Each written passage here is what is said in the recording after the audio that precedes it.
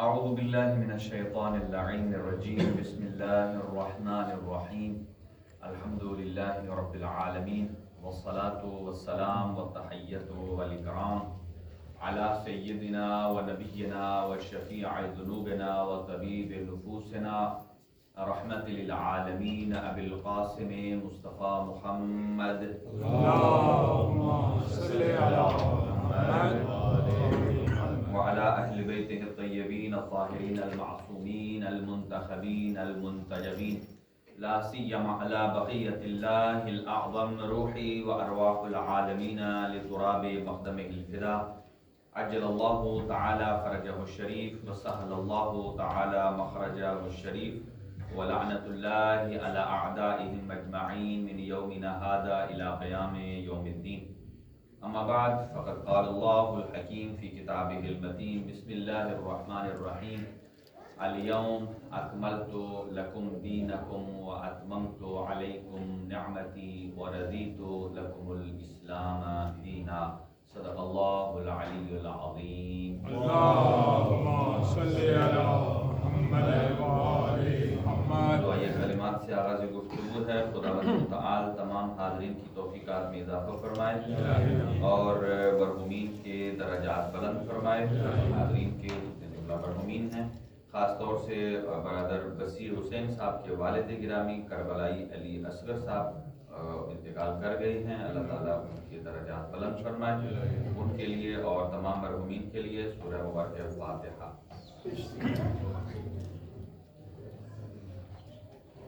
اور اس کے ساتھ ساتھ برادر سید جابر عباس صاحب کے جو سسر ہیں وہ بھی انتقال کر گئے ہیں، ان کے اصالہ ثواب کے لیے بھی سورہ مبارکہ فاتحہ. بسم اللہ الرحمن الرحیم. ایاک نعبد و ایاک نستعین اهدنا الصراط المستقیم صراط الذین انعمت علیہم غیر المغضوب علیہم ولا الضالین. اللهم اجعلهم عندك في اعلى عليين واخلف على اهلهم في الغابرين وارحمهم برحمتك يا ارحم الراحمين. اللہم صلی على محمد وآل محمد. پروردگار تمام مریضوں کو صحت اور تندرستی عطا فرمائے اور جو سفر پہ جانے کے لیے عازم سفر ہیں اللہ ان کے سفر کو بے خطر فرمائے اور ان کی پریشانیاں دور فرمائے. اور جتنے اور مومنین ہیں درخواست دعا کی ہے جناب سید شمیع جیدی صاحب ہیں، شیخ ضامن صاحب ہیں اور برادر مہدی صاحب ہیں. اللہ تعالیٰ ان کو شفائے کلی نصیب فرمائے اور امام زمانہ جل اللہ تعالیٰ فرح و شریف کے جلد ظہور میں تاجیل فرمائے. اپنی دعاؤں کی قبولیت کے لیے ایک باز بلند صلوات محمد. اللہم صلی علی محمد وآل محمد. ایام غدیر ہیں، ایام غدیر اور مباہلہ کے درمیان ہیں، تو آپ کی خدمت میں کچھ معروضات پیش کرتے ہیں خطبہ غدیر میں سے. اور یہ بات پہلے کنفرم ہونی چاہیے کہ مکتب تشیع کے اندر امامت ایک بہت ہی اہم موضوع ہے جس کی وجہ سے دیگر تمام مکاتب فکر سے مکتب تشیع جدا ہوتا ہے. اور اس کی مضبوط دلیل یہ ہے کہ جیسے اللہ رب العالمین نے لوگوں کی ہدایت کے لیے 1,24,000 انبیاء بھیجے ہیں، تو کارخانہ خدا میں 1,24,000 انبیاء کے بعد رہبر، معصوم، امام، ولی، حجتوں کا خاتمہ نہیں ہو گیا، بلکہ کارخانہ قدرت میں حجت خدا بھی موجود ہیں، سبحان اللہ، امام بھی ہیں، معصوم بھی ہیں. جیسے 1,24,000 امت کے لیے ہادی ہیں، ایسے ہی ان کے بعد 12 بھی امت کے ہادی ہیں. یہ نہیں ہے کہ 1,24,000 کے بعد اللہ نے سرٹیفکیٹ دے دیا ہے قوم کو، اب سارے پرفیکٹ ہو گئے ہیں، کسی میں کوئی خرابی نہیں ہے. اگر سارے پرفیکٹ ہوتے تو پھر ہم یہ کہہ سکتے تھے کہ ابھی کسی امام کی ضرورت نہیں ہے، کسی ہادی کی ضرورت نہیں ہے. لیکن لوگوں نے الٹے سیدھے جو بنائے ہیں، الٹے سیدھے بنانا دلالت کرتا ہے کہ انہیں کوئی سیدھا کرنے والا چاہیے، تبھی تو انہوں نے الٹے سیدھے بنائے ہیں. لہذا الٹے سیدھے بنانے والوں سے بہتر یہ ہے کیوں نہ انسان اللہ کے نظام کو قبول کرے کہ جس میں اس نے انبیاء معصوم بھیجے ہیں، اس کے بعد بھی اس نے ہدایت کی ذمہ داری اپنے اوپر لی ہے. اور بلکہ یوں کہوں کہ جتنا پیریڈ 1,24,000 انبیاء نے گزارا ہے کتنا ہوگا؟ 1,000 سال، 2 کر لیں، 4,000 کر لیں، 5,000 سال کر لیں، تو 5,000 سال 1,24,000 انبیاء کو لگے. یعنی آپ یوں سمجھیں کہ 5,000 سال سیکیور ہو گئے ہیں ان لوگوں کے لیے کہ جو ان 5,000 سالوں میں موجود تھے، کہ اللہ نے ان کی ہدایت کے لیے انبیاء بھیجے ہیں اور وہ انبیاء نے انہیں سیدھا کر دیا ہے. یہ بات یاد رکھیے کہ 1,24,000 جن کے پاس بھیجے ہیں ان میں بھی فرعون نکلا، ان میں بھی شداد نکلا، ان میں بھی نمرود نکلا. تو اگر 1,24,000 کے بعد اگر یزید نکلے تو پریشانی کی بات اگر 1,24,000 کے بعد شمر نکلے تو پریشانی کی بات نہیں ہے. اس لیے کہ جب انبیاء معصومین کے زمانے میں 1,24,000 میں شمر سے بڑے نکل آئے، فرعون نکل آئے، تو نبی پاک کے بعد تو آئے ہی 14 ہیں، بشمول نبی پاک کے 14 معصوم ہیں. تو 14 ایک طرف اور 1,24,000 ایک طرف. اس کا مطلب یہ ہے کہ ان کی تبلیغات بھی اللہ کی طرف سے تھیں اور 14 کی تبلیغات بھی اللہ کی طرف سے ہیں. لیکن جو چیز ہمیں 1,24,000 میں اور اس کے بعد قیامت تک جو چیز ہمیں تقسیم کرتی ہے یا فاصلہ دیتی ہے وہ ہے خطبہ غدیر. آپ اس کو یوں انسانیت کو تقسیم کر سکتے ہیں، وہ انسانیت جو خطبہ غدیر سے پہلے ہے اور وہ انسانیت کے جو خطبہ غدیر کے بعد ہے. یہ بڑا فرق ہے پاپولیشن میں. وہ پاپولیشن جو خطبہ غدیر سے پہلے تھی، اسی لیے ہمارے بہت بڑے عالم دین ان کا جملہ ہے کہ اگر کوئی آدمی نبی پاک صلی اللہ علیہ وسلم کی نبوت سے پہلے مر گیا ہوتا تو اللہ نہ پوچھے گا اس سے کہ تیرا نبی کون ہے. اگر اس سے پہلے مر گیا ہوتا تو جنتی ہے. لیکن نبی کے بعد جب اب اللہ پوچھے گا تیرا اللہ کون ہے، اس کے بعد نیکسٹ سوال فوراً خدا کرے گا تیرا نبی کون ہے. یعنی اللہ کون ہے، اس کے بعد نبی کون ہے، تو نے جس نبی کا کلمہ پڑھا ہے اس پر کتنا عمل کیا ہے. اور اگر 18 ذی الحج سے پہلے کوئی مر جائے تو میں بھی اللہ اس سے نہ پوچھے تیرا امام کون ہے، ماشاءاللہ. لیکن 18 ذی الحج ایسی مہر ہے، اس کے بعد بھلے کوئی بخن کہے اس سے بھی پوچھا جائے گا، بھلے کوئی ڈھول باجا مارے اس سے بھی پوچھا جائے گا، بھلے نماز روزہ کرتا ہو اس سے بھی پوچھا جائے گا، بھلے جو حج کرتا ہو. یعنی صبح قیامت تک ہر فرد سے پوچھا جائے گا کہ بتا تیرا امام کون. اس کا مطلب یہ ہے کہ یہ ایک ایسی امپورٹنٹ چیز ہے. لیکن اب یہاں دو باتیں ہیں. ایک بات یہ ہے کہ لوگ ایک دفعہ ایک بندہ اعلان کرتا ہے کہ ابھی رات ہے، مثال دے رہا ہوں، ایک آدمی اعلان کرتا ہے کہ ابھی رات ہے. مثلا 1000 بندہ سننے والا ہے، اس 1000 بندے نے کیا اعلان سنا؟ رات، ابھی رات ہے. وہ آگے اوروں کو بتاتا جائے گا بھئی میں نے اعلان سنا ہے آگے رات ہے. وہ اگلوں کو بتائے میں نے اعلان سنا ہے کہ رات ہے، رات ہے. لیکن جو سن رہے ہیں آگے پہنچا رہے ہیں خود انہوں نے رات کو کالی اینکیں لگائی ہیں، سن گلاس. دیکھیں رات سن گلاسز کب لگائے جاتے ہیں؟ تاکہ سورج تیز ہو تو آنکھوں کو پروٹیکشن ملے. رات اندھیری ہوتی ہے، اندھیری رات میں کالی اینک لگانے کا کیا مقصد؟ اور ایک بندہ اعلان کر رہا ہے کہ ابھی رات ہے، وہ سن بھی رہا ہے اور آگے لوگوں کو بتا بھی رہا ہے کہ اعلان بھی ہو رہا ہے رات ہے، پھر بھی اس نے کالے چشمے پہنے ہوئے. اب مجھے بتائیے کہاں خرابی ہے؟ خرابی کہاں ہے؟ خرابی اس کالی اینک والے کے یقین میں ہے کہ وہ اعلان کو سن کر تو آگے پہنچا رہا ہے، اس اعلان پر یقین نہیں رکھ رہا. اگر یقین ہوتا کہ رات ہے تو اسے کالا چشمہ نہیں لگانا چاہیے. یہی ہے نا.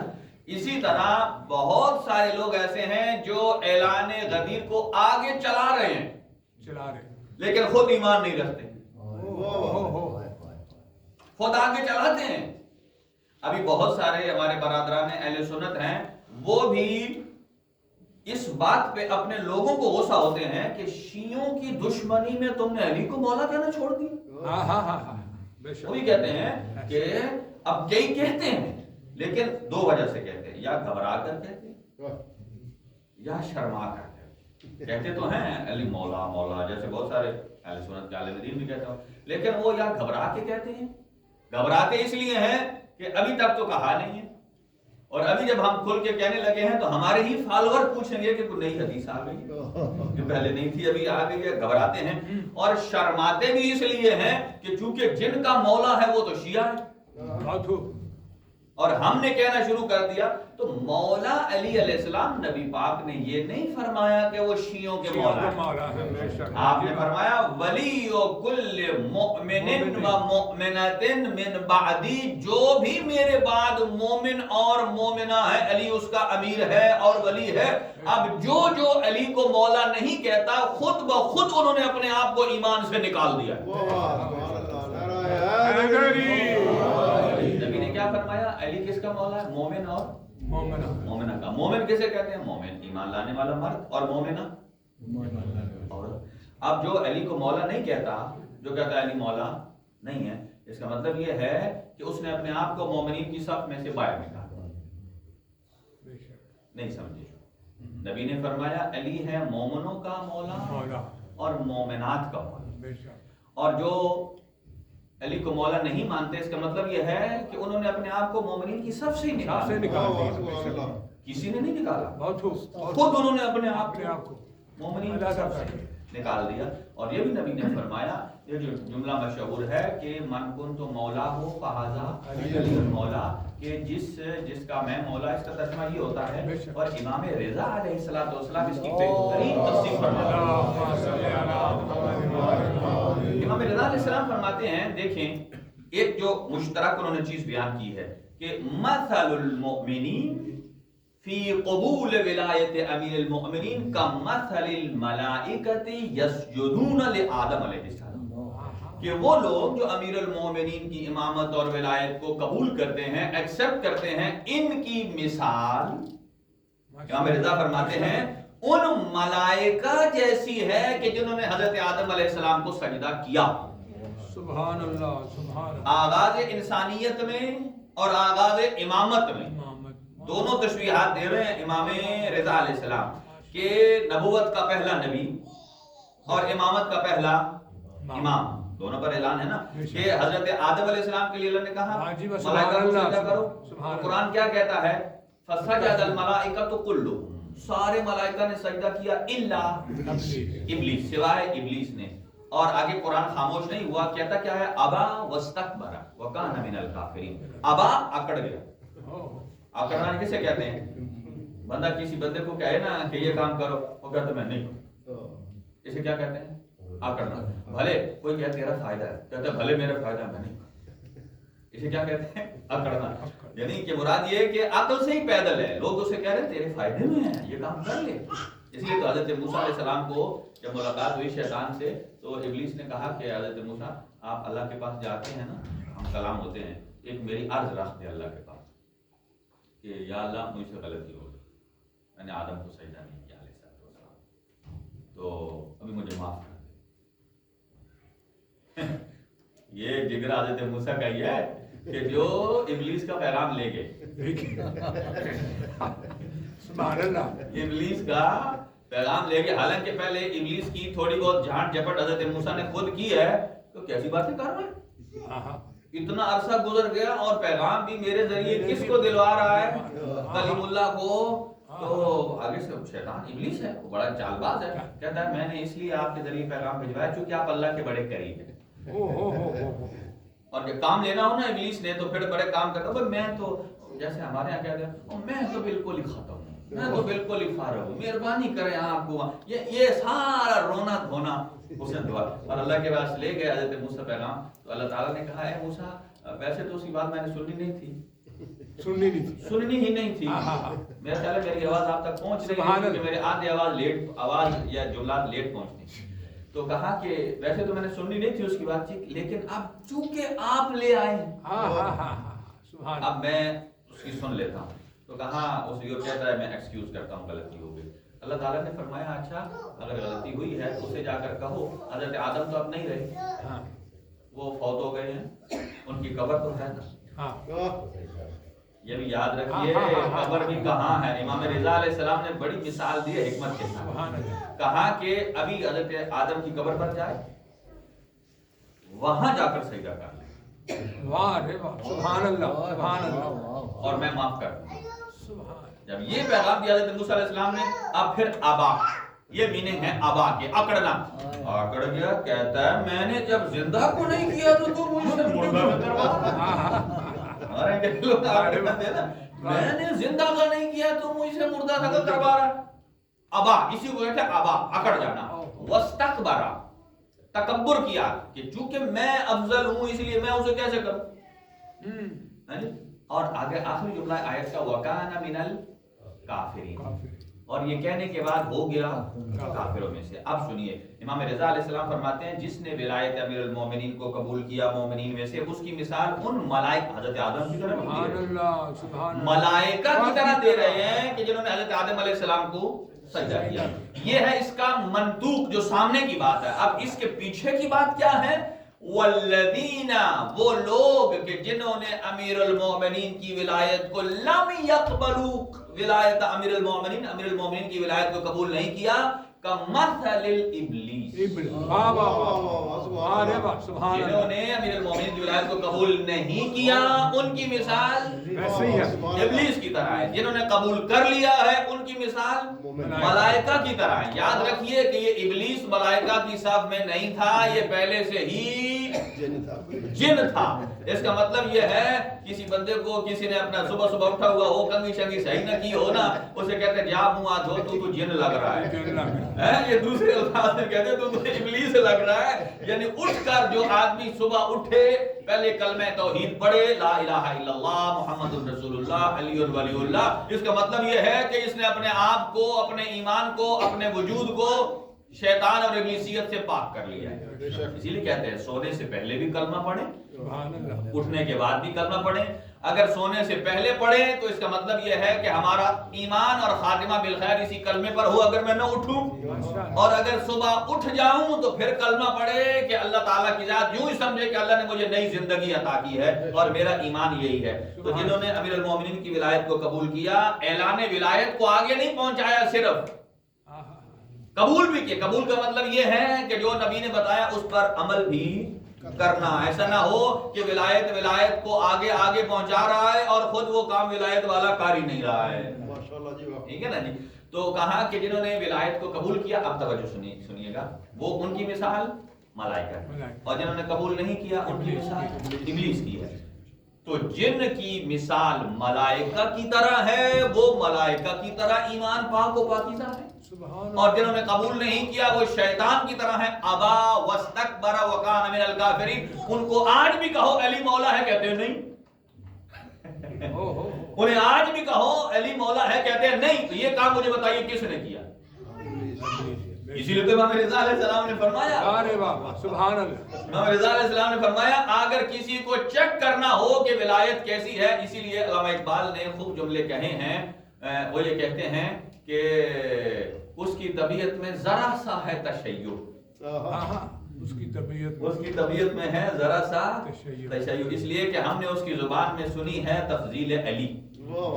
جو حضرت علی علیہ السلام کی فضیلت کو بیان کرتا ہے, اس کا مطلب یہ ہے کہ اس کے دل میں ذرا سی تشیع ہے. اب اہل سنت میں بھی بہت سارے گروپ ہیں, کچھ جو ہے وہ افضلیت امیر المومنین کے قائل ہیں. وہ کہتے ہیں ٹھیک ہے آپ ان کو چوتھے نمبر پر خلیفہ مانتے ہیں, لیکن ان میں سے افضل امیر المومنین, اس کا مطلب جو حضرت علی کو افضل مانتا ہے, اور یہ تو خلفائے ثلاثہ بھی مانتے تھے, بخن کی مبارکباد دینا دلالت کرتا ہے کہ مولا کے تو 22 معنی ہو سکتے ہیں. آپ کے مولا کا معنی دوست ہے, مولا کا معنی یہ ہے, مولا کے تو 22 معنی ہو سکتے ہیں, لیکن بخن کا تو ایک ہی معنی, بخن کا تو ایک ہی معنی ہے. جیسے ہم اردو میں کہتے ہیں مبارک ہو, بلکہ یوں کہا جائے اردو ہم کہتے ہیں نا تو 7 مبارک ہو, پنجابی میں کہتے ہیں 7 یا کسی طرح کہتے ہیں 1 لاکھ والا بھی ہے, کیا ہے 10 لاکھ مبارک. عربی میں کہتے ہیں الف مبروک, یعنی الف کہتے ہیں 1000 ملٹیپل ہزار یعنی لاکھ مبارک. تو بخن खुलफा ने कहा, अच्छा ये मुझे बताएं, ऐलान कदीर कितने दिनों पर मुहिम था? 4, बाद में 3 लिखा। खुतबा तो नबी ने 1 दिन दिया, बाकी 3 दिन क्या करते? मुबारक। चलो, किसी ने कहा कि खुतबा 4 घंटे का है, किसी ने बहुत लंबी मारी, उसने कहा 7 घंटे का है। भाई इस गर्मी में अभी नहीं खड़े हो सकते आप, और जिनको नबी ने कजावे लेकर खड़ा किया है तो वो तो कभी एक पैर रखते होंगे, एक पैर उठाते होंगे, कब नबी बात खत्म कर। ठीक है, तो चलो 4 घंटे आप लगा रहे, 4 घंटे आपने खुतबा दिया, तो बाकी 3 दिन क्या किया? बाकी 3, ये जो सारे सहाबा हाजी घर पहुंचे थे अपने घर, अपने मौके और टाइम के 3 दिन बाद 3 दिन बाद 3 दिन बाद पहुंचे। तो 1 दिन तो खुतबा हुआ, तो 3 दिन क्या होता रहा? 3 दिन नबी पाक के हुक्म पर सारे सहाबा अमीरुल मोमिनीन के हाथ पर बैत करते। सुभान अल्लाह, सुभान अल्लाह। हाथ पर क्या करते रहे? बैत करते रहे। और बैत का डिफरेंट तरीका था। बाकी जगहों पर सिर्फ मर्दों से, देखें ना, कई जगह ऐसी हैं कि जहां पहले हुजूर सरवर कायनात के पास लोग आते थे, मर्द किसी घर का सरबराह आता, हम मुसलमान होना चाहते हैं, नबी के हाथ पर बैत करता, वो कहता हम पूरा अपना कबीला करना चाहते हैं, तो सारे कबीले वाले मुसलमान काउंट हो जाते थे। लेकिन अमीरुल मोमिनीन की इमामत पर यह नहीं कहा कि घर के किसी बड़े फर्द ने कह दिया है, बैत कर दिया तो सारे हैं। नबी ने फरमाया, अली की इमामत के लिए अगर मुझ मोहम्मद की कोई ज़ौजा है तो भी जब तक इंडिविजुअली अली की बैत नहीं करेगी तब तक मोमिना नहीं कहलाएगी। सुभान अल्लाह, नाराए हैदरी। नबी खुलफा ने की, हुजाज कितने थे? सारे हुजाज ने 3 दिन लगे। चलो सुभान अल्लाह। यहाँ हाँ जी, तो यहाँ 1,20,000 को एक बंदे को बैठा दे। यहाँ देखें, हमारे यहाँ किसी की फौतगी हो जाए तो हम यहाँ ग्रुप में बैठकर फातिहा खानी करते हैं, ठीक है नहीं? तो बस एक ग्रुप अगर बड़ा हो जाए तो हम कहते हैं चलो इनको खत्म करने दो, इसके बाद हम दूसरा कर लेंगे। इसी तरह 1,25,000 बंदे, तो कितना टाइम लगेगा? और उनमें मस्तूरात भी हैं। मस्तूरात की बैत किस तरह ली है नबी पाक ने? फरमाया, ऐ अली मैं अपनी दस्तार खोलता हूँ। और एक दफा कहा, ऐ अली, रिवायत ये है कि आप अपना इमामा खोलें और उसके एक सिरे को आप अपने हाथ में पकड़े, दूसरे सिरे को अंदर ले जाइए, बीवियों में और उम्महातुल मोमिनीन में दीजिए। हर बीवी को कहा हाथ में पकड़कर ये ऐलान बैअत करो कि जो मौला अली ने के बारे में नबी पाक ने फरमाया, जिस जिसका मैं मौला हूं उसके अली मौला है। हर कोई बैअत करे कि नबी पाक के बाद अगर कोई हुज्जत खुदा मौला है वो अली है। माशाअल्लाह। सबने किया। एक ये था इमामा खोल के, और दूसरा ये था कि एक बड़ा सा बर्तन लिया, उसमें पानी भरा, एक तरफ उसके अंदर अली के हाथ रखे पानी के अंदर, दूसरी तरफ मस्तूरात को कहा कि अपना हाथ रखो और अंदर बैत कर। चूंकि मर्द के ऊपर तो हाथ रख सकता है, लेकिन अगर कोई गैर महरम औरत है तो ये सिलसिला उस एतबार से कितना महरमाना अंदाज से बैत ली गई। तो यहाँ ये चीजें हैं कि फरमाया उसकी मिसाल के जिन्होंने अमीरुल मोमिनीन की विलायत का इकरार किया उन मलाइका की तरह है, और जिन्होंने इनकार किया उनकी मिसाल इब्लीस की तरह है। वो आज भी वकाना मिनल काफिरीन। अब सुनिए, ये है इनजाल मिनल्लाह, इसे कहते हैं इनजाल मिनल्लाह, यानी अल्लाह की तरफ से। जैसा कि आयत में लफ्ज है कि बल्लिग मा उनज़िला इलैक। ये मा उनज़िला इलैक का मतलब क्या है कि जो अल्लाह की तरफ से आया। ये अल्लाह ताला ने क्यों फरमाया? ताकि लोगों के ज़हन से ये बात निकल जाए कि नबी अपनी तरफ से कह रहे मा उनज़िला। तो कुरान फरमाता है, वैसे तो हमारा ईमान है, हम तलकी भी पढ़ते हैं, जो भी बंदा कहता है कि अल्लाह पर ईमान, रसूल पर ईमान, और सिर्फ रसूल पर ईमान लाना काफी, कह देना काफी नहीं है, बल्कि क्या कहना जरूरी है कि कुल्लमा जाअ बिही मुहम्मद सल्लल्लाहु अलैहि वसल्लम, कि हर वो चीज जो अल्लाह रब्बुल आलमीन ने मोहम्मद मुस्तफा सल्लल्लाहु अलैहि वसल्लम पर नाजिल की है, हर उस पर ईमान रखता हूं। माशाअल्लाह। हर उस पर, कुल्लमा जाअ बिही मुहम्मदुल मुस्तफा, हर वो चीज के जो अल्लाह की तरफ से हुजूर सर्व करना था उस पर इत्मीनान रखता हूं। और इसका मतलब क्या है? जो हुजूर के पास आई है वो किधर से आई? अल्लाह की तरफ से आई। इसका मतलब यह है कि हर चीज अल्लाह की तरफ से। अब सुनिए, तौहीद विलायत किसकी तरफ से आई? अल्लाह की तरफ से। तौहीद अल्लाह की तरफ से। तौहीद और नबूवत में तो किसी को शक नहीं, अल्लाह की तरफ से। मसला किस में? इमामत और विलायत में। اب قرآن فرماتا ہے، سنیے گا، نبی نے جو اعلان کیا، قرآن کہتا ہے من لم، 3 آیتیں، من لم یحکم بما انزل اللہ فاولئک هم الکافرون۔ من لم یحکم بما انزل اللہ، بما انزل اللہ تو جو اللہ نے نازل کیا، لم یحکم جو نہ ہم مانے، من لم یحکم جو نہ مانے اللہ کی نازل کردہ ہوئی کسی چیز کو، اس کے بارے میں قرآن 3 چیزیں بتاتا ہے۔ من لم یحکم بما انزل اللہ فاولئک هم الکافرون، من لم یحکم بما انزل اللہ اولئک هم الظالمون، من لم یحکم بما انزل اللہ فاولئک هم الفاسقون، کہ جو اللہ کے نازل کردہ حکم کو نہ مانے، چاہے وہ ولایت ہو یا غیر ولایت ہو، اسے نہیں مانے گا، قرآن فرماتا ہے یا وہ کافر ہے، یا وہ فاسق ہے، یا وہ ظالم ہے۔ اس کا مطلب یہ ہے جو نبی پاک نے خطبہ غدیر میں بیان فرمایا وہ سارا اللہ کی طرف سے ہے، جو اسے نہیں مانتا وہ ان تینوں میں سے۔ سبحان اللہ، ماشاءاللہ، ٹھیک ہے، اس کا مطلب لم یحکم بما انزل اللہ۔ اور خطبہ غدیر آپ یوں سمجھ لیں کہ حضور پاک کی 23 سال کی محنت ایک طرف، اور اس کا خلاصہ خطبہ غدیر میں ہے، اور اس میں 57 موضوع ہیں۔ کتنے موضوع ہیں؟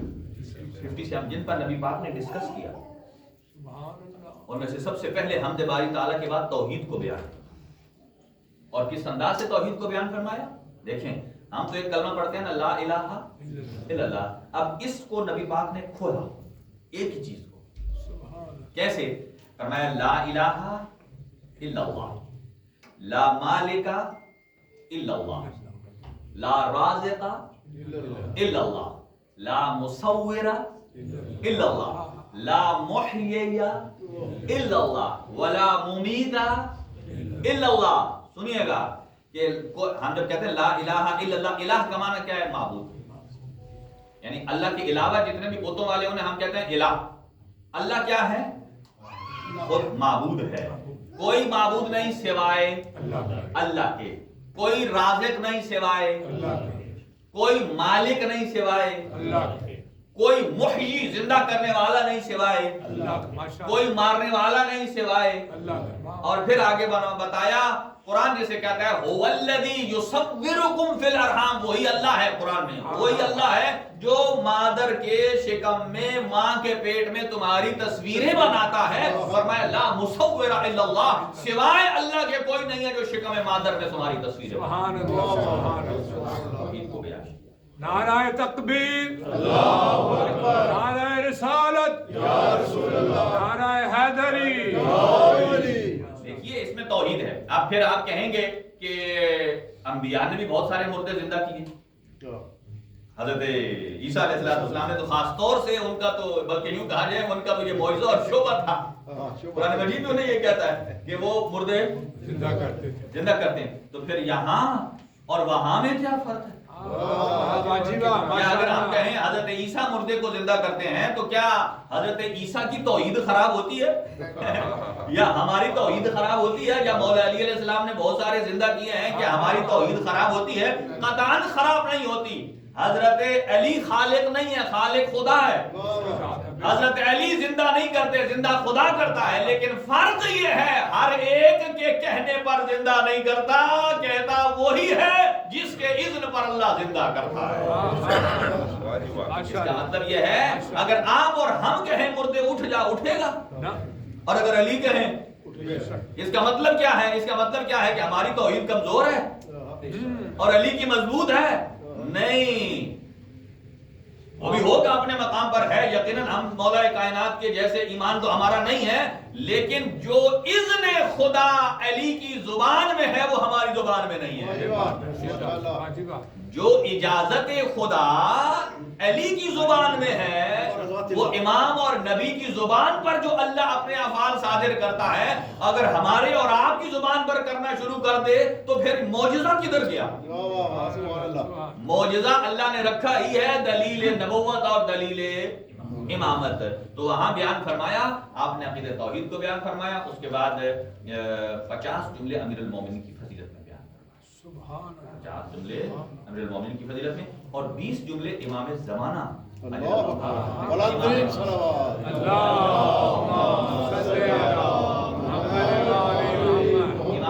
अजल अल्लाह ताला फर्ज शरीफ की हुकूमत के बारे में, इमाम जब ज़हूर फरमाएंगे तो उनकी हुकूमत कैसी होगी, ये नबी पाक ने खुतबा गदीर में बताया, आपको कोई नहीं सुनाता। हमें खुतबा गदीर ये सुनाया जाता है, नबी पाक ने फरमाया किसी गोरे को काले पर नहीं, काले को गोरे पर नहीं, लाल को पीले पर नहीं, पीले को नीले पर कोई फजीलत नहीं है। इन्ना अक्रमकुम इंदल्लाहि अत्काकुम, वही ज्यादा अफजल है कि जो मुत्तकी है। बस ये जुमला हमें सुनाया जाता है खुतबा गदीर में से, वो जुमले नहीं सुनाए जाते जो इमाम ज़माना की हुकूमत के बारे में बताएंगे, हमें ज़माना की हुकूमत के बारे में बताएंगे। और यहाँ तक कि हुजूर ने इरशाद फरमाया, इसीलिए तो और हजरत अली अलैहिस्सलाम का जो मनकुल तो मौला है ना, ये एक दफा नहीं कहा, 4 दफा कहा। सुभान अल्लाह। और इसमें एक लफ्ज है माशिरन नास, ऐ लोगो, समझो, ये 45 दफा कहा। हर सेंटेंस क्या है कि क्या कहते हैं माशिरन नास, ये नहीं कहा माशिरल मोमिनीन, ऐ मोमिनीन के गिरोह, माशिर नास लोगों के गिरोह। यानी अगर कोई अली की विलायत को नहीं मानता तो इसका मतलब ये नहीं है कि वो अली की इमामत से निकल गया है।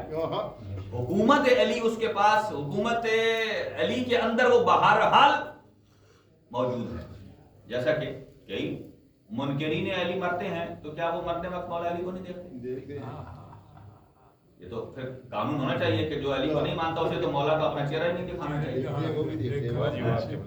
यहाँ तो कहता रहे नहीं नहीं नहीं नहीं उधर नहीं नहीं नहीं चलेगी, नहीं नहीं नहीं नहीं उधर तो सामने देखेंगे। तो अब न जाने नबी पाक ने मान कुन तो मौला 4 दफा क्यों कहा। मैं भी कोई कहे कि खुलाफाए राशिदीन कितने हैं तो नबी कहे मान कुन तो मौला 4 दफा अली अली अली अली, है नहीं, ये भी तो है ना। और फिर खुलाफाए राशिदीन नबी ने बताया कितने हैं, मेरे बाद 12 हैं, पहले अली हैं, आखिरी महदी है। और इमाम महदी अलैहिस्सलाम के बारे में फरमाया कि कौन होगा आखिरी, नूरुन मिनल्लाहि अज़्ज़ा वजल मसलूबुन फिय्या, सुल्ब से निकला है, स्वाद वाले सुल्ब से, जिसे हम कहते हैं ना फलां का फलां के सुल्ब से है, क्या मतलब उसकी नस्ल से है। फिया कहते हैं मेरे अंदर। फरमाते हैं कि नूर मिनल्लाहि अज़्ज़ा वजल, एक अल्लाह रब्बुल आलमीन का नूर का परताव है, एक रब का यानी नूरानी मखलूकात में से एक मेरा आखिरी नूर है, मसलूबुन फिया, जो अभी मेरे अंदर तैर रहा है। तशबीहात देखें नबी पाक की, फसाहत और बलागत देखें कि मेरे अंदर नूर अभी तैर रहा है, यानी मुझ मोहम्मद के सुल्ब में। और ये कहने के बाद फरमाया लिकुल्लि नबिय्यिन ज़ुर्रिय्यतुन फी सुल्बिही व ज़ुर्रिय्यती फी सुल्बि अली, हर नबी की ज़ुर्रियत उसके अपने सुल्ब में है और मेरी ज़ुर्रियत सुल्ब अली में। ये तो फरमाया। और फिर आपने अमीरुल मोमिनीन की फजीलत को बयान किया, पूरे दिन को बयान किया, नमाज को, रोजे को, सबको, यानी हर एक के बारे में बयान। अच्छा यहाँ एक और बात अर्ज करता हूँ आपको, कभी इसको खोलेंगे लेकिन इसको छोटा सा टुकड़े में समझेंगे कि बहुत सारे हमारे बरादरान हैं जो कहते हैं कि नहीं, नबी के बाद अगर कोई इमाम है तो वो मसलन खलीफा अव्वल। दलील क्या देते हैं? दलील देते हैं क्योंकि नबी ने कहा कि उन्हें नमाज पढ़ाए। अच्छा चलो थोड़ी देर के लिए मान लो, बहुत सख्त नहीं होना ना, देखिए फर्ज करना महाल नहीं, आप थोड़ी देर फर्ज कर लें।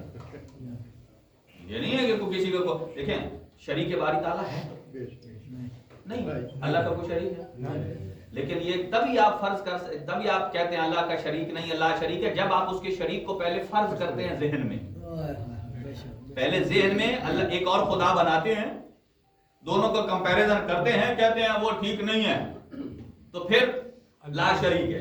फर्ज करना जहन में लाना महाल, इसे तो इनको कोई खराबी लाजिम नहीं आती सोचने में। ये मकतब तशय्युअ है जो सोचने की आजादी देता है। थोड़ी देर के लिए फर्ज कर लें, फिर हम आगे जाते हैं, फिर आप अपने फर्ज को खत्म कर। चलो थोड़ी देर पत्थर रखें, थोड़ी देर रखें, वो खुद ब खुद उतर जाए। दलील ये है कि नबी ने पाक ने कहा है नमाज पढ़े, फिर खुद ही उन्होंने तकसीम कर दिया कि नहीं नबी की, अच्छा जब खुतबा गदी पर बात आती है वो कहते हैं नहीं नबी की हर बात हुज्जत नहीं है, हमारे लिए सुन्नत नहीं है। हाँ बस वो कहते हैं कि बहुत सारे उमूर हैं, जैसे जनाब ज़हरा सलामुल्लाह अलैहा के इस्तिक़बाल के लिए उठते थे, अगर ये होता तो हर बाप अपनी बेटी के इस्तिक़बाल के लिए وہ ہمارے لیے نہیں ہے، وہ سنت وہ خاص ہے جناب سیدہ سلام اللہ علیہ، ٹھیک ہے۔ اب سنیے، وہ یہ کہتے ہیں کہ نبی پاک جب اعلان فرماتے ہیں اناؤنس، تو وہ دو قسم کی کیٹیگری، ایک اچھا ایک اور آپ بات بتاؤں، بہت سارے ہمارے دوستوں کا ذہن کنفیوز ہو جاتا ہے جب لفظ آتا ہے نا ولایت فقیہ، یہاں کئی لوگ کہتے ہیں یہ لفظ ہی فرق، آپ تھوڑی دیر فرض کریں پھر سوچیں اس کو اس زاویے سے کہ نبی پاک صلی اللہ علیہ وآلہ وسلم کے زمانے میں آپ کے پاس دو پاوریں ایک جگہ جمع تھی، اور یہی آخری زمانے کے امام کے پاس ہوں گی اور ہر امام کہ نبی پاک کے پاس مذہبی طاقت بھی ہے اور سیاسی طاقت۔ اگر کسی بندے کو مسلمان ہونا ہے تو وہ کسی صحابی کے ہاتھ پر بیعت کر کے ہو سکتا ہے؟ کس کے پاس رجوع کرنا ہے؟ نبی پاک صلی اللہ علیہ وسلم کے پاس۔ کیوں؟ اس لیے کہ دین کی سپریم شخصیت اللہ کے بعد نبی پاک ہے، اور ابھی وہ باقاعدہ حیات ہے، تو ساری پاور ان کے پاس۔ اور چونکہ مملکت اسلامیہ کے سربراہ بھی وہی ہے، سیاسی پاور بھی انہی کے پاس ہے، اور اگر کسی ملک سے ڈائیلاگ کرنا ہے، کسی کے ہاں خط لکھنا ہے، یا کسی کا قافلہ آنا ہے، کسی نے لیٹر بھیجنا ہے، تو کیا وہ آگے صحابہ کو پہلے دیں گے تم پڑھو؟ یا اس کا جواب دینا ہے تو کون دے گا؟ کیسر و کسرا کو خط کس نے لکھا؟ کس نے لکھا؟ کیوں لکھا؟ اس لیے کہ سیاسی محور نامہ بھی کس کے پاس ہے؟ نبی پاک کے پاس ہے۔ آپ دیکھیں نبی پاک کے پاس سیاسی طاقت بھی ہے، اگر کسی ملک سے مذاکرات کرنے ہیں، کہیں پیغام بھیجنا ہے، اپنی کوئی ٹیم بھیجنی ہے، یا کسی ملک کا کوئی ڈائیلاگ آتا ہے، ڈیلیگیشن آتا ہے، انہوں نے جیسا کہ نصارہ نجران آئے تو آپ نے نہیں فرمایا جاؤ میرے فلاں فلاں سے بات کر لو، کیونکہ سیاسی پاور ان کے پاس تھی، اسلامی مذہبی طاقت بھی اور سیاسی بھی۔ جہاں دونوں چیزیں جمع ہوں اس مقام کو کہتے ہیں کیا؟ آپ نام اسے کیا کہتے ہیں؟ سردار تو ہے ہی ہے، دین میں بھی سردار ہو سکتا ہے دونوں اعتبار سے۔ جی فقیہ تو کسی معاملے میں بھی ہو سکتا ہے، جس میں آپ اور ہم بھی ہو سکتے ہیں، کہیں بھی کسی مسئلے میں سوچ بچار کریں، فقیہ ہو سکتا ہے۔ یعنی یہاں حضور سرور کائنات کے پاس ایک مکمل سرپرستی ہے جس کو کہا جاتا ہے ولایت، اس کو کہا جاتا ہے ولایت، یعنی مذہبی ذمہ داری اور ولایت اور طاقت بھی، یعنی جو حضور فرمائیں گے وہی مذہب ہے، جس سے حضور روکیں گے وہی مذہب ہے، اور سیاست میں بھی جس سے حضور کہیں گے یہ کرنا ہے وہی حجت ہے، وہی ولایت ہے۔ اس کا مطلب ہے کہ یہی ولایت جو حضور سرور کائنات کے زمانے میں حضور کے پاس تھی، یہی دونوں ولایتیں بعد پیغمبر حضرت امیر المومنین کے پاس۔ ماشاءاللہ ماشاءاللہ سبحان اللہ، یہی دونوں ولایتیں سیاسی بھی اور مذہبی بھی۔ اب ذرا سوچیں، مذہبی تو فوراً نبی کے بعد علی کو ملے، اور سیاسی 25 سال بعد ملے۔ سیاسی کب ملے؟ 25 سال بعد۔ اب سوال یہ پیدا ہوتا ہے کہ اس 25 سال کے دوران کون سی علی میں کمی تھی کہ سیاسی ذمہ داری نہیں ملی، اور 25 سال کے بعد کون سی فضیلت آگے جو مل گئی؟ یہی عقیدہ ہے، فرق ہے مکتب تشیع میں۔ ہم یہ کہتے ہیں جس طرح نبی پاک کے پاس دونوں ولایتیں تھیں، تمام ولایتیں، ولایت عظمیٰ جسے کہا جاتا ہے، ولایت کل، چاہے دینی ہو، مذہبی ہو، سیاسی ہو، ہر قسم کی، ہر اس ولایت کے جس کے ولی نبی پاک ہیں، اس ولایت کے ولی امیر المومنین، اور یہی زمانے کے امام حجت خدا بھی ہوں گے، ٹھیک ہے۔ تو یہاں تو وہ یہ کہتے ہیں کہ جو نبی پاک اعلان کرتے ہیں، ٹائم تمام ہو گیا ہے تو چلیں اس کو چھوڑ دیتے ہیں، پھر عرض کریں گے کہ نبی کے جو بیانات ہیں ان کے دو سٹیٹس ہیں، ایک ذاتی اور دوسرا سٹیٹس ہے ان کا عہدے کے اعتبار سے۔ وہ کہتے ہیں کہ ہمیں فالو اسے کرنا چاہیے کہ جو عہدے کے اعتبار سے۔ اس بات کو میں یہی چھوڑ رہا ہوں کہ طولانی ہو جائے گی۔ تو نبی پاک صلی اللہ علیہ وسلم نے جو خطبہ غدیر ارشاد فرمایا وہ اس میں پورے کے پورے اصول دین کو بیان فرمایا، فروعات دین کو بیان فرمایا. اور اچھا عجیب بات، لوگ کہتے ہیں کہ حالانکہ قرآن نہیں کہتا. یہ جو آیت کا پہلا حصہ ہے یا ایھا رسول بلغ ما انزل الیک، یہ 3 دفعہ نازل ہوا. پہلی دفعہ عرفات میں، دوسری دفعہ مزدلفہ میں، تیسری دفعہ مسجد خیف میں، اور جب چوتھی دفعہ آیا غدیر. اب لہجہ تبدیل ہے. یا ایھا رسول بلغ ما انزل الیک، اے رسول آپ پیغام دے. اب لہجہ تبدیل ہے. فما بلغت الرسالہ، یہ دینا ہے، اگر نہیں دیا. اس کے 2 کام ہیں، 2 میننگ ہیں. ایک ہے بلغ، جو اللہ نے نبی پاک کو کہا، حکم دیا، اور ایک بلغ وہ ہے جو نبی نے ان سارے حجاج کو اور آپ اور ہمیں حکم دیا. وہ بلغ ہے. ایک بلغ ہے اللہ نے بیان فرمایا بلغ، اس کا مخاطب صرف حضور کی ذات ہے، نہ حضرت علی ہے کیونکہ حضرت علی کا تو موضوع ہے، نبی پاک نے بیان فرمایا، نہ آپ اور ہم ہیں، اس لیے کہ ہم تو نبی نہیں ہیں کہ اللہ نہیں بھیجے کہ تم پہنچا دو. ہم کون ہیں؟ ہم خود کسی سے لینے والے ہیں تو کسی کو کیسے پہنچائے. بلغ یہ اللہ نے فرمایا. دوسرا بلغ کیا ہے؟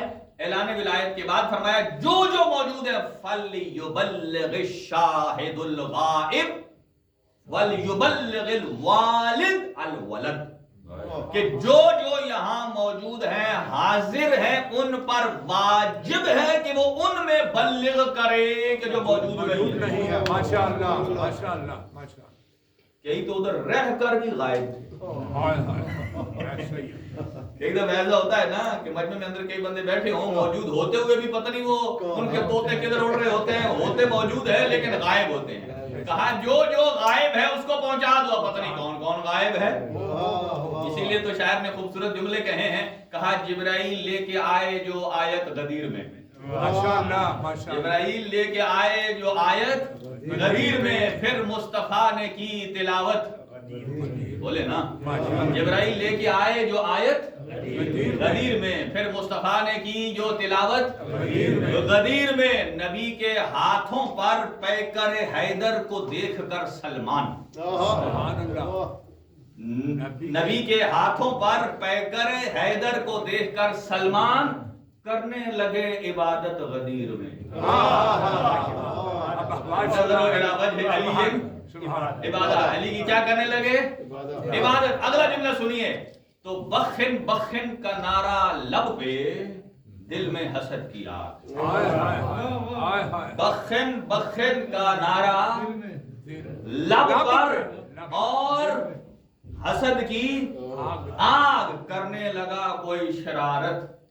اس لیے قرآن نے کہا واللہ یعصمک من الناس. اس کو الگ بیان کروں گا کہ کون کون ہے اور کیا ہے.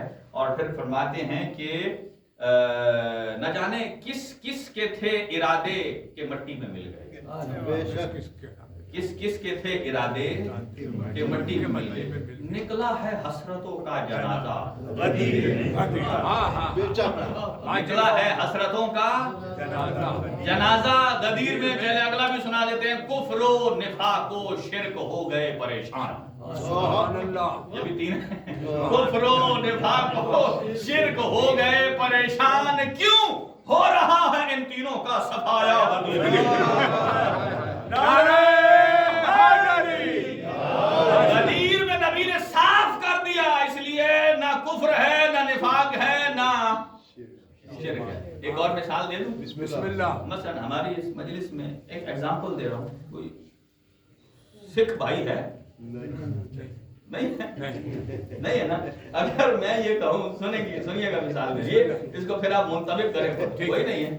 میں مثلا میں کہوں کہ میں نے جشن پڑھا اور فلاں سکھ نے مثلا منہ بنا لیے. منہ بنانا سمجھتے ہیں نا، یعنی اس کو بات پسند نہیں آئی. تو جب میں اگر یہ کہوں، لوگ کہیں گے یار چیک تو کرو مجلس میں کچھ سکھ آیا ہو ہے. لوگ ایک دوسرے کو میں نے تو دیکھا، انہوں نے کہا اللہ قسم ادھر تو کوئی. پھر مولانا صاحب سے انہوں نے کیوں کہا کہ میں نے جب جشن پڑھا تو کسی کا منہ چڑھ گیا؟ کہتے ہم نے تو نہیں دیکھا کوئی سکھ. फिर वो सारे कहेंगे जाके मौलाना से पूछो उन्होंने अंदर से सिख किसको कहा।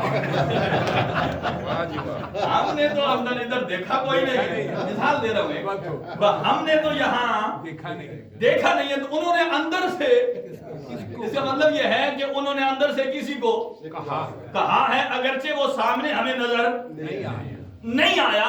अब मुझे ये बताइए कि जब आए गदीर नाजिल हुई तो अल्लाह फरमाता है, कोई और नहीं, अल-यौम याइसल्लज़ीना कफरू, कि आज काफिर मायूस हो गए। वाह वाह वाह वाह। मुझे बताओ काफिर भी कभी हज करते हैं, मुशरिक भी कभी हज करते हैं? इसका मतलब ये है कि कोई ऐसी कैफियत थी, किसी को अल्लाह अंदर से समझ रहा था। अब वो अल्लाह है जो अलीमुन बिज़ाते सुदूर है, जो जानता है कि उसके अंदर की कैफियत क्या है, कितना अली को मानता है, कितना अली को नहीं मानता है। और इसीलिए आज हमने जिक्र करना है तिफलाने मुस्लिम का। जो कमसिन बच्चे, एक की उम्र मुबारक है 6 साल और एक है 4 साल। देखिए, विलायत अली पढ़ना आसान है, बचाना मुश्किल है। अकबर के जिगर ने इसे आबाद किया, अब्बास के हाथों ने सजाई है विलायत। आसान है, कहने को तो सज्जाद है, पर बिन्ते अली ने जलते हुए खैमे में बचाई है। माशाअल्लाह, आसान नहीं है। 6 और 4 साल के बच्चे, आप अपने किसी के यहाँ बच्चा हो ना 6 या 4 साल का, तो जरा इस मसाइब को उस पर मुंतबिक करें। मसाइब को कैसे देखें, जब करबला में खयाम को आग लगी, अली की बेटियां घबरा गई। आप कहेंगे वो तो दलेर बाप की दलेर बेटियां घबराएं क्यों हैं? कभी ना घबराती। खयाम को जब आग लगी ना, घबराई इसलिए क्योंकि अब वो रहने के काबिल नहीं रहे। और फिर भी आप कहेंगे कि घबराएं क्यों, अली की बेटियां हैं। हाँ, जब सर से चादरें लुट गई, अब जब खैमे से बाहर निकलना पड़ा, घबराई इसलिए कि पहले कभी बिन चादर के निकली न। और इसी कैफियत घबराहट में जब खयाम को आग लगे, 2 बच्चे बिछड़ गए। एक का नाम मोहम्मद है और एक का नाम इब्राहिम है। ये हजरत मुस्लिम के बेटे हैं दोनों। और न जाने किस तरीके से पहुंचे, और जब एक कूफी ने गिरफ्तार करके इब्ने ज़ियाद के पास पहुंचा दिया, तो इब्ने ज़ियाद के पास जब लेकर गया वो, तो कहता है कि मैं ये समझता हूं ये करबला वाले सादात के बच्चे हैं। उसने कहा तुझे कैसे मालूम? कहा जब से मैंने इन्हें गिरफ्तार किया है तब से ये कुछ बोले नहीं। जब मैंने लेकर चला तो ये पलट पलट कर पीछे देखते थे, एक दूसरे से कहता था अभी हमारा मामू अब्बास आएगा, अभी हमारी अम्मा रुकैया आएगी। बच्चे थे। कहा ले जाओ इन्हें जिंदान में रख दो। आप मुझे बताइएगा, देखिए अच्छा भला बड़ा आदमी हो ना, उसे कहें कि इसे कैद खाने में डाल दो, वो दहल जाता है। और कितने शेर दिल बच्चे थे ये। और उसने साथ इब्ने ज़ियाद ने क्या कहा, जुमले सुनिएगा। कहने लगा अम्मा मिनल माइल बारिद फला तुसिफहुमा, इन्हें ठंडा पानी कभी ना देना, ठंडा पानी न देना। वत्तीबु ताम फला तुतिअहुमा, और न इन्हें कभी अच्छा खाना खिलाना। और कैफियत क्या होती थी कि यसुमान फिल नहार व यक़ूमान फिल लैल। 6 और 4 साल का बच्चा है, दिन में रोजे से होते थे और रात को क़याम करके इबादत करते थे। जिंदान में जब रखा, और आप मुझे बताइए कि कैफियत क्या होती थी कि जब इफ्तार का वक्त आता था, एक गर्म पानी कूजा गर्म पानी का और एक टुकड़ा जौ की रोटी का, ये खाकर देखें ना, हमारी इतनी माएँ हैं, 6 या 7 साल का बच्चा हो, उनका जब रमजान में रोजा रखता है, इफ्तार के वक्त माँ हर किस्म का सजा के रख देती है दस्तरखान कि मेरे बच्चे ने आज इफ्तार रोजा रखा है, इफ्तार करेगा। हाय रुकैया के बच्चे सारा दिन रोजे से हैं, इफ्तार पे गर्म पानी है और जौ की रोटी है। 1 साल गुजरा जिंदान में। 1 साल के बाद मोहम्मद जो 6 का था 7 साल का हो गया, اور جو ابراہیم چھوٹا تھا وہ 4 سے 5 سال کا ہو گیا، زندان میں ہے، اور ایک بھائی چھوٹا بڑے سے کہتا ہے مجھے یہ بتا کہ اگر ہمیں نہ پتا ہو کہ تو میرا بھائی ہے کیا میں تجھے پہچان لوں گا؟ اس لیے کہ 1 سال ہو گیا ہے، وہی لباس زیب تن ہے جو ماں رقیہ نے پہنایا تھا، اور مٹیوں پر سو کر مٹی ہماری بدن کا ایسا حصہ بن چکی ہے، کہا پہچان لے گا، کہا نہیں۔ تو کہا پھر جو آج دروغہ آئے اسے ہم اپنا تعارف نہ کروائیں؟ تو کہا تعارف کروائے گا تو کیا ہوگا، وہ ظلم کرے گا۔ کہا اے میرے بھیا اس سے بڑا اور ظلم کیا ہے، 1 سال سے زندان میں ہے۔ چنانچہ جیسا ہی داروغہ آتا ہے اور اس کا نام مشہور ہے، ایک ہاتھ میں گرم پانی کا کوزہ ہے اور دوسرے میں روٹی ہے۔ اب شہزادے لینے کے لیے آگے نہیں بڑھتے ہیں، ایک شہزادہ دروازے کی اس طرف آ جاتا ہے، دوسرا اس طرف آ جاتا ہے۔ جیسا ہی مشہور آتا ہے نا داروغہ، یہ اس سے چھپ کر پوچھتے ہیں اے داروغہ، اے مشہور، اتعرف محمدن المصطفیٰ، کیا تو محمد مصطفیٰ کو جانتا ہے؟ وہ کہتا ہے نعم ہوا نبی، وہ میرے نبی ہیں۔ پھر کہتا ہے اتعرف علی امیر المومنین، کیا تو علی امیر المومنین کو جانتا ہے؟ کہتا ہے ہاں ہوا امامی، وہ میرے امام ہیں۔ اور جب یہ جملے کلیئر ہو گئے نا، اب بچے پوچھتے ہیں اتعرف مسلم ابن عقیل، کیا تو مسلم ابن عقیل کو جانتا ہے؟ جب یہ جملے آئے نا، کہتا ہے سر پہ ماتم کر کے ہاں وہ تو غریب کوفہ ہے، اس کے تو پیر میں رسیاں ڈال کر کوفے میں پھرایا گیا ہے۔ جب یہ جملے سنے نا تو شہزادے کہتے ہیں نحنو ابناء المسلم الغریب فی الکوفہ، اب اسی غریب کوفہ مسلم کے بچے ہیں۔ جب یہ جملے کہے نا تو داروغہ نے کھانا اور پینا رکھا اور شہزادوں کے قدموں پر قد ہاتھ رکھ کے کہتا مجھے معاف کرنا، مجھے نہیں معلوم تھا کہ آپ کا ماموں علی ہے، آپ کے ماموں حضرت عباس ہیں، آپ کے نانا علی مرتضیٰ ہیں۔ نہ جانے کیسے زندان سے لے گئے۔ زوجہ کو کہا اگر جنت لینا چاہتی ہے نا تو شہزادوں کی خدمت کر، بس 2 جملے سنیے۔ اور جب بچی نے، اس بیوی نے شہزادوں کو غسل دیا، نیا لباس دیا، اور نیا لباس دینے کے بعد کہا شہزادوں حالات اچھے نہیں ہیں، آپ کو اپنے بیٹے کے ہاں میں بھیجتا ہوں، فلاں قافلہ جا رہا ہے وہاں تک، اور یہ انگوٹھی لے لیجئے بطور امانت اور نشانی، میرے بھائی تک پہنچ جائے، وہ آپ کو مدینہ پہنچا دے گا۔ اور آخر مشکور نے جملہ کہا اگر سلامتی کے ساتھ اپنی ماں کے پاس پہنچ جائے نا تو اپنی ماں سے کہیے گا کہ میری عاقبت کے لیے دعا کہ میری عاقبت کے لیے دعا کیجئے۔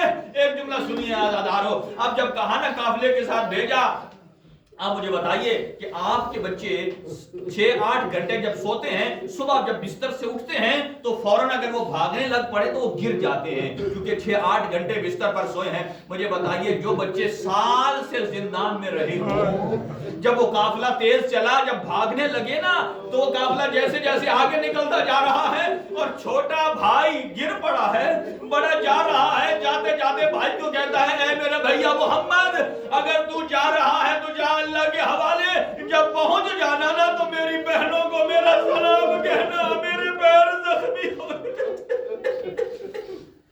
اجرکم علی اللہ، اجرکم، میرے پیر زخمی ہو گئے۔